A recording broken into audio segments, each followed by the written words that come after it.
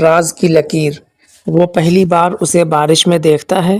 پرانی لائبریری کی ٹوٹی ہوئی کھڑکی کے پاس کھڑی ایک لڑکی، بھیگے ہوئے بال، لرزتی انگلیاں اور ہاتھ میں ایک پرانی ڈائری۔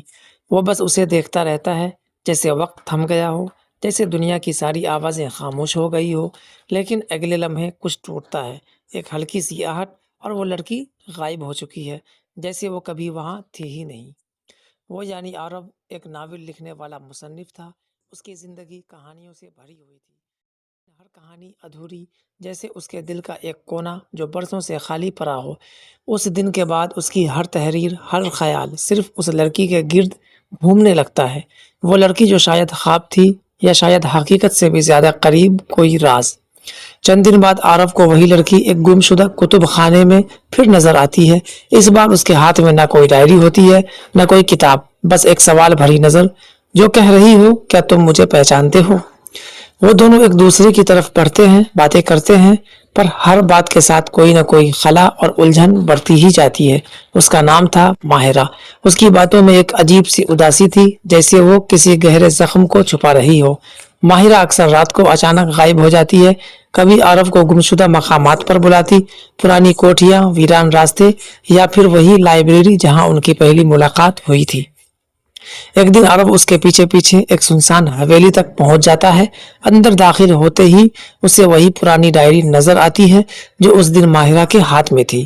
ڈائری کھولتے ہی ایک جملہ اس کے رونگٹے کھڑے کر دیتا ہے، میں مر چکی ہوں، پر میرے راز اب بھی زندہ ہے۔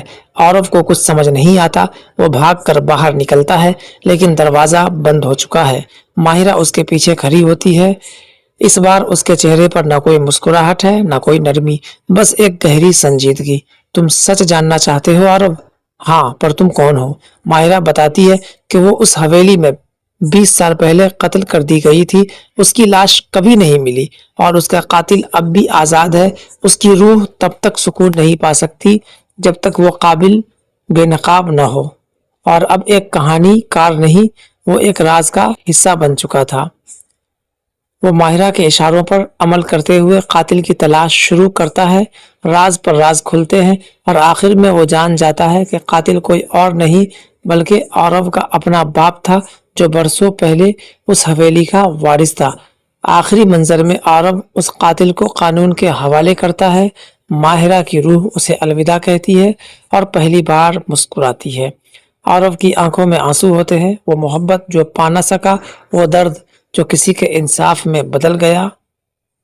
محبت ہمیشہ زندہ رہتی ہے، چاہے جسم مٹ جائے، روح کبھی نہیں مرتی۔